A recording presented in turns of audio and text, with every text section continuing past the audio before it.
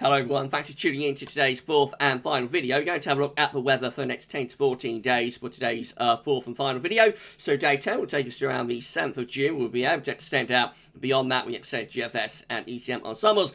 Very much around a couple of weeks. Have a look at the CFS V2 at the end of the video for June. I shall get on with that for you in a second. Been a busy day at GavsWeatherVids. Today we start off with our 7 AM forecast.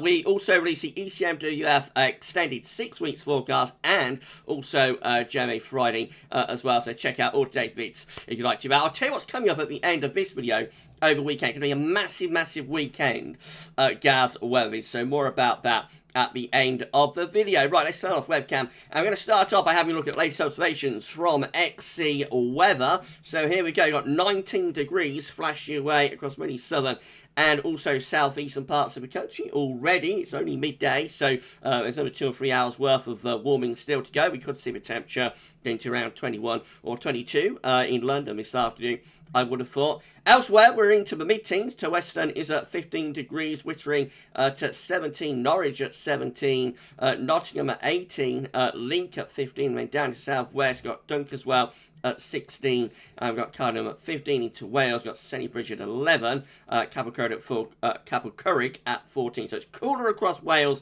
where there are some outbreaks of rain. Also into northern England, it's a little bit cooler there, Keswick at 14 degrees, but Teesside at 17, Strathallan at 16, Tulloch Bridge at 16, and Belfast at 13. So out west, it's cooler with some outbreaks of rain, but eastern areas are bright and quite warm, actually. It does feel quite warm out there. It's not been out yet. It does feel pretty warm outside today. A rather humid sort of feel to things. Central temperatures beginning to respond to this warm weather. We're now standing at 9.8. That's 1.2 degrees below average. That's provisional to yesterday, 27th of May. That's going to carry on rising. So I reckon it's going to get to around 10.3. Maybe even 10.4, you know, on the in the box there. So yeah, I think it'd be like 10.3, maybe 10.4. But what we have to consider is that we are like to get downwards corrections as well. So we may finish up coming in somewhere around 10.0. It will be interesting exactly where we finish up. It certainly is. I still think it's going to be the coolest May since 1996, though. Once we get that downwards correction for month's end. But it will be interesting to see where that ends up, won't it?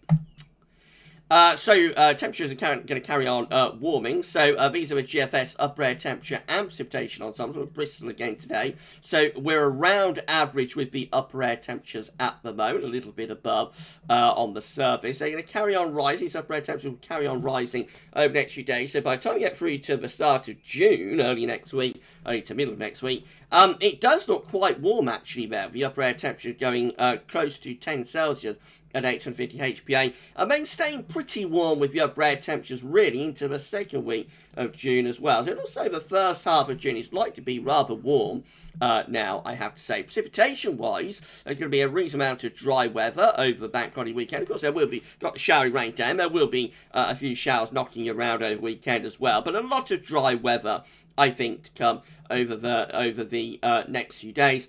As we go into like the second half of next week and beyond that then into the second week of June, it does look as though it's starting to get rather more unsettled then. And with temperatures quite warm, maybe we have to start thinking about the chance of some thunder, dare I say it, as we move from the early stages of the first week of June into like the second half of the first week of June.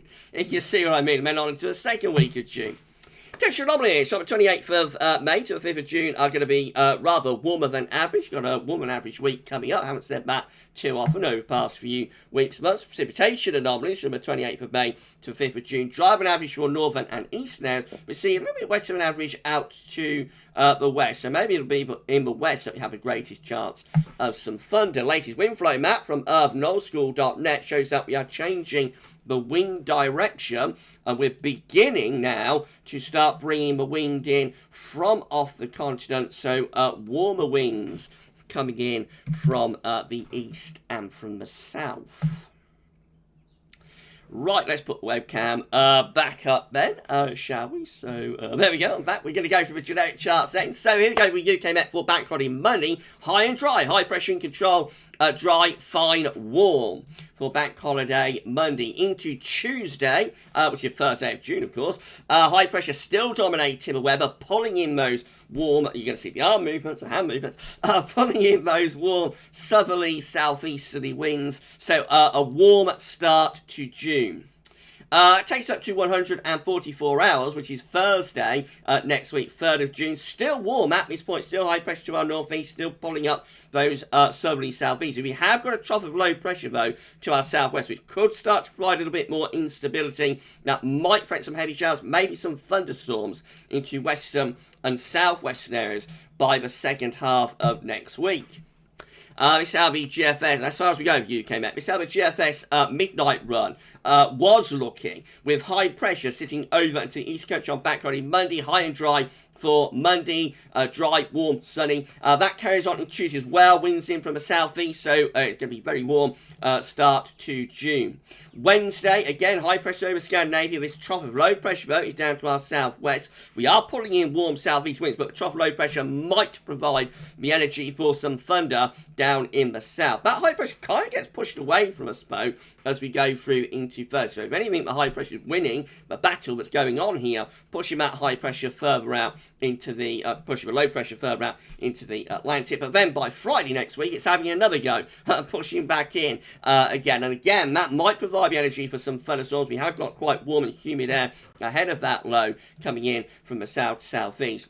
By the time we get through to the first weekend of June, which is the 5th, 6th of June, low pressure event is sort of meandering in over the country. So this will be cooler and a little bit more unsettled then as we're beginning to move up towards day 10. And we get to day 10 itself, which is Monday the 7th of June. We've got this ridge extending up from the southwest, so trying to go back to higher pressure once again. But then it starts to turn much more unsettled with the GFS midnight run into the second week of June. Low pressure probably starts coming in off the Atlantic. That's bringing bouts of rain and significantly cooler air as well as the air is coming in from the North Atlantic. We finish up looking like that as far as we get to if GFS midnight run is to Sunday the 13th of June, looking very unsettled. This is a deep area of low pressure that's threatening perhaps some heavy rain and summer gales, dare I say it. So a big change in the second week of June with the GFS midnight run today, turning things a lot more unsettled and Atlantic driven. Let's have a look at the 6Z then. This is the very latest how the 6Z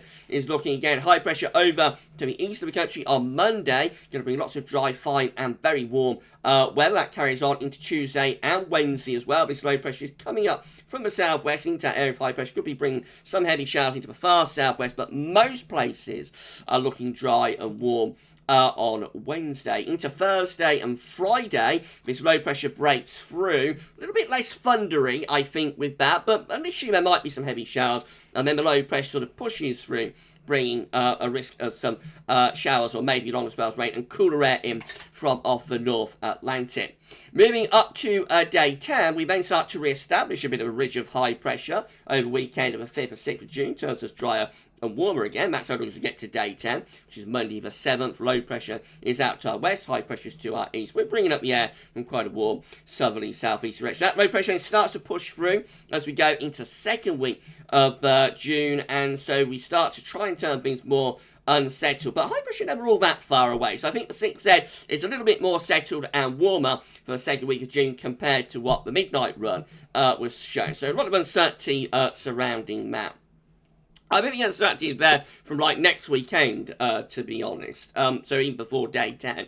Right, this is how the GM is looking. So again, high pressure dominates on Monday. Going to bring us a fine bank holiday Monday, warm too. That carries on into Tuesday and Wednesday as well. Thursday, second half of next week, starts to bring this low pressure up from the south. That's a thundery low. So a chance with the GM that we see heavy showers and maybe thunderstorms breaking out through the second half of next week. Will still be quite warm though, and then just a thundery sort of flavour to the weather as we go into the first weekend of June. 5th, 6th of June has this thundery low seen to our south. It could bring quite a lot of rain to the south actually, but it is going to be warm, humid and volatile, potentially that, and you know, an increasingly thundery looking a scenario, I think, around days 8, 9, and 10 with the GM as this area of low pressure develops to our west, which is a thundery low, is drawing up quite a lot of warmth and humidity from the south. So the GM turns quite wet during the end of next week and into the first weekend of June, but is thundery and volatile and warm and humid. This is how the ECM is looking. So again, lots of high pressure domination on Monday. That carries on Tuesday as well. Wednesday, Thursday, we start to bring this low pressure up from the south. Again, this is a thundery low coming up from the south. It's bringing warmth and humidity with it, so there could be some thunderstorms breaking out, particularly focused on western areas, I think. And we keep this basic scenario then going into the first weekend of June too. So pretty warm, humid, and the risk of some heavy showers and thunderstorms into the first weekend of June. Eventually, by day 10, high pressure's out to our west. We begin to pull some cooler air in from the north. So turning cooler and fresh, you're losing the thundery situation, but still a lot of dry weather with that high pressure centred just out to our west. This is the precipitation type forecast based on that ECM run from TibetShow.com. It's going to be a lot of dry weather over the next few days. Rain being kept at bay out in the Atlantic, loads of dry and fine weather coming up.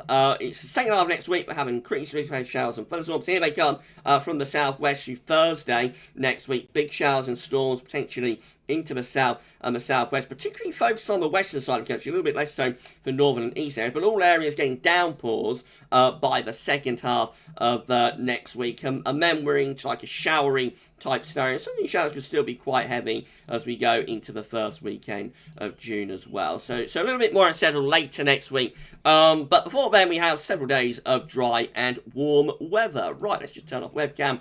And we'll have a look at the options on the table within the ECM ensemble. So this is the option on the table within the ECM ensembles today for day 10. Gets us to the 7th of June. All members, 51 out of 51 members of the ECM ensembles have this area of above average height centred over to the east of the country and will be drawing up winds from like a southerly southeast direction. A lot of dry and warm weather with that, you would have thought. There is a trough of low pressure out to the west, so that could trigger some heavy showers and some downpours. In 2 weeks' time, this is the option that we've got. Again, looks rather strange, doesn't it? We've been seeing this a lot with the 2 week option.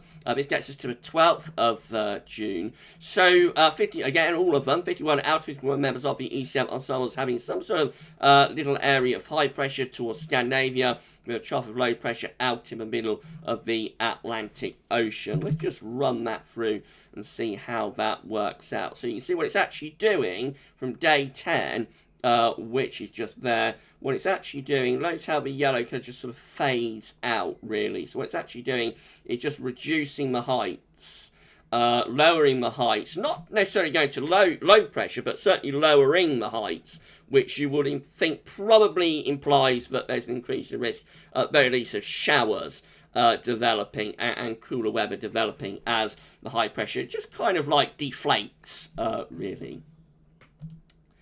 Finally, CFS V2. So this is how the CFS is looking today for June. This is the 700 millibar height anomaly today for June, going for a large area of above average heights to be centred over the UK and Northern Europe as well. This looks like a very anticyclonic June, therefore. It's also looking like a very warm June as well, with temperature anomalies above average. And it's going for a rather dry June as well, which you would expect, given that the model is forecasting high pressure to be centred over top of the country. So warm and dry for June in the CFS is right. If you're seeing Chairmate Friday, that will not be a surprise. CFS is going to town at the moment with high pressure for June. So after all of the cool and wet weather of May, maybe we're going to have a dry and warm June. We'll see how it all works out. Right, if you enjoyed the video, then please can you smash that like button, make sure to subscribe to our channel. Thank you so much, everybody, for doing this for GavsWeatherVids. Tell friends, family, everybody else to subscribe. I say thank you so much. It's incredible. We are nearly at 11.2k subscribers now. So thank you so much to all of you. And drop a comment and let us know what you think about this and all of our videos. Right, we're done then for today's vid. So I'll just tell you what's coming up over the rest of over this weekend. So we're done for today.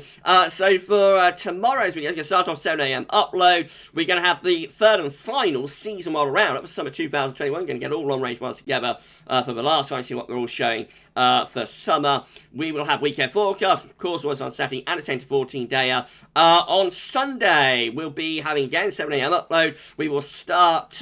We will be releasing our summer forecast on Sunday. Summer forecast, very exciting day. And having an autumn sneak peek too. GavsWeatherVids Sunday roundup and be live streaming from 6 o'clock. So it's going to be mega.